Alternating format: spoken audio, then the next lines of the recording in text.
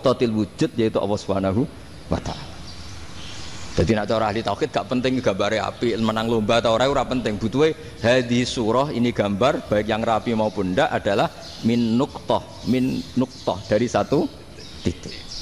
Nah, alam raya sebanyak ini mbok gambar mbok ora, cek mulai Mars sampai Jupiter kabeh semua bentuknya yang banyak ini semuanya min nuqtatil wujud yaitu dari titik wujud ini kok Allah Subhanahu wa taala.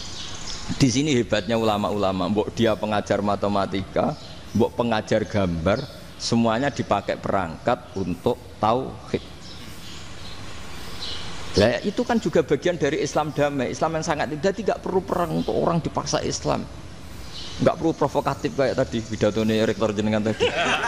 Jadi ciri utama ilmuwan tuh kalau ngomong datar tapi logikanya enggak terbantahkan, itu ciri khas ilmuwan. Kalau ciri khas politikus kalau ngomong itu keras. Provokatif lah kira-kira gitu. Tapi isinya biasa. Nah saya berharap nanti semua profesor doktor itu datar tapi isinya kualitasnya bagus ini.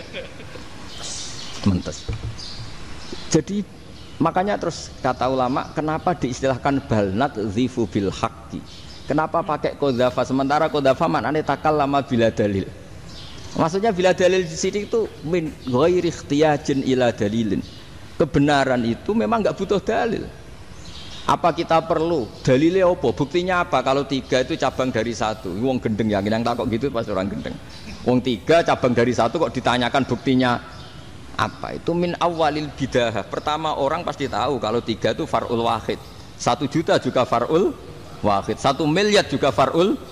Gambar yang sebanyak apapun ya dimulai dari 1 titik, cek gambar bener maupun yang tidak. Akhirnya apa? Ulama dulu itu sebegitu rileks nerangkan tauhid. Lalu kenapa asma ini yang ya ini kan khas NU ya, khas pesantren. Sebenarnya saya keberatan pakai istilah khas NU, pakai khas pesantren karena NU itu anaknya pesantren, jangan dibalik pesantren anaknya NU karena sebelum ada NU itu ada pesantren. Tapi kayaknya Unisma lebih suka pakai bahasa NU dan saya ya agak-agak orderan yang terpaksa disuruh ngomong. Ini agak apa ya, agak kacau sebetulnya ini agak kacau. Jadi NU itu sama pesantren itu tua pesantren. Jadi NU dilahirkan pesantren bukan dibalik pesantren dilahirkan NU. Sehingga barokahnya didirikan pesantren ini. Kadang nyuwun sewu sekali Mbah Hasyim itu kadang ide besar beliau itu ora dituruti wong NU. Jadi Mbah Hasyim cara kula kok dadi Mbah Hasyim ya mangkel. Mbah Hasyim itu ngarangno kentong. Nggih ngaramno beduk, tapi wong NU nganggo kentong. Beduk. Dan uniknya Mbah Hasyim enggak tersinggung. Karena ciri khas pesantren itu membolehkan perbedaan apa? Pendapat. Itu masyhur khilafnya Mbah Hasyim sama Mbah Fakih Mas Kumambang itu sampai dikitabkan. Saling ngeritik, saling macam-macam lah. Jadi cara berpikir Mbah Hasyim ketika Nabi rembukan, ini gimana ya cara menentukan waktu sholat ya? Ya pakai kentong ya Rasulullah, dzakalin nasara itu untuk orang Nasrani. Ya pakai buk itu trompet, dzakalil Yahud itu untuk orang Yahudi. Terus ada yang usul lagi pakai api ya Rasulullah, dzakalil Majusi itu orang Majusi. Setelah itu ada orang datang lari-lari cerita mimpi azan tadi. Ya itu terus dipakai sarana pemanggilan sholat ya azan itu. Sehingga Mbah Hasyim menolak kentong. Karena mantas sababi qaumin fahuwa minni. Beliau keras sekali sampai bilang haram.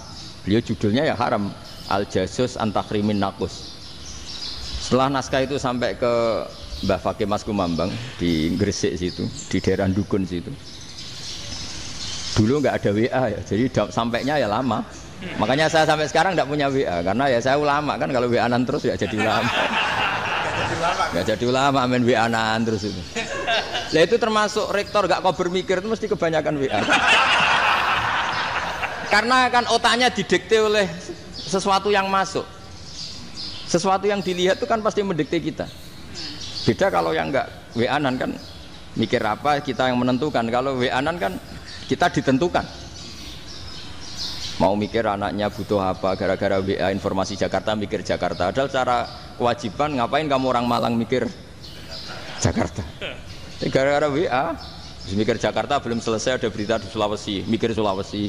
Habis itu mikir NTT. Makanya semua orang sekarang merasa tokoh nasional gara-gara informasi yang masuk itu nasional. Jadi Mas Yo RT yang mikir gimana Gus Indonesia kok. Padahal RT loh. Sampai lupa kalau dia itu RT.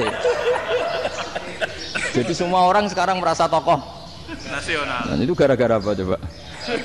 Akhirnya semua orang juga punya ide tentang nasional. Harusnya negara itu gini-gini. Jebule wonge sing duwe ikon itu sapa? RT. Ribet kan?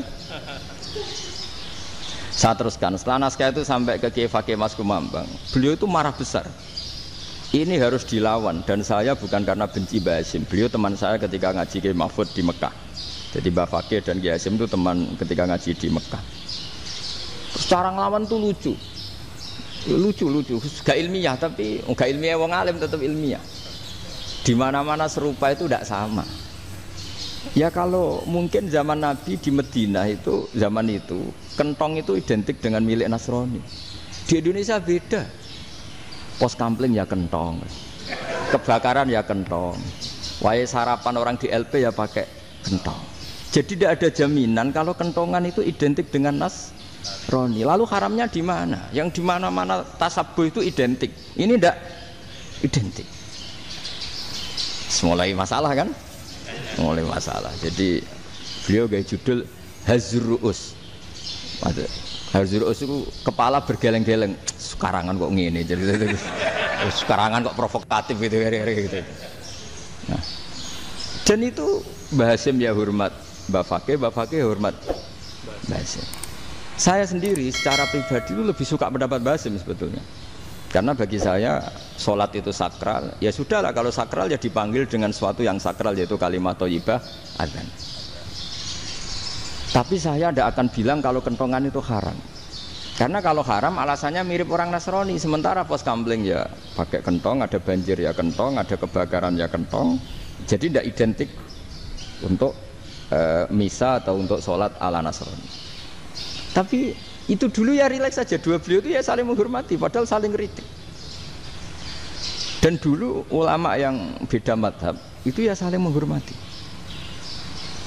Imam Syafi'i itu kalau sholat di kawasan Masjid Abi Hanifah ya tidak kunut.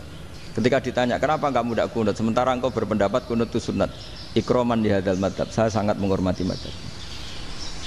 Imam Ahmad bin Hanbal itu berpendapat kalau orang pakai bekam, pakai iftisot atau hijamah itu batal sholatnya.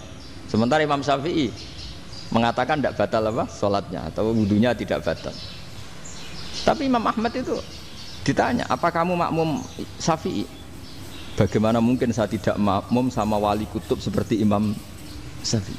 Padahal menurut keyakinan Imam Ahmad ini sholatnya batal. Ini habis ikhtijam udah wudu. Tapi tetap saja beliau karena perbedaan pendapat di furu' itu lazim. Ya orang boleh berdebat lah. Ketika Unisma datangkan saya, itu saking senengnya kiai, saking sombongnya sampai ngatur kiai, kan nggak pernah bisa diperdebatkan. Itu kan orang boleh debat kan? Itu saking angkuhnya apa saking senengnya kan nggak jelas kan? Kan dan orang boleh setuju pendapat saya, yaitu ngatur kiai itu haram. Setuju juga Pak Rektor, ekspresi mahabbah itu ya macam-macam. Dulu sahabat ya gitu, sahabat itu ada yang nggak kenal wajahnya Nabi sama sekali sampai akhir hayatnya. Ketika ditanya, lo kamu itu sahabat kok nggak tahu wajahnya Nabi? Saya tidak pernah berani memandang Nabi karena ijlalan Nabi, terlalu menghormati saya sehingga tidak berani memandang wajahnya. Ada sahabat yang penggawaannya dulu wajah Nabi sampai bisa nyifati alfiu faminunil hajib sampai bisa nyifati detail karena dulu wajah Nabi itu ibadah. Ada seorang wali ditanya, kalau kamu di surga ingin nggak melihat Allah? Enggak. Loh, tapi semua orang ingin melihat Allah. Unazzihu dzalikal jamal an-nadhari misli. Ben gak elek-elek Allah tak delok terima aku. Wong ra jelas. Berarti kok delok pengiran. Banyak.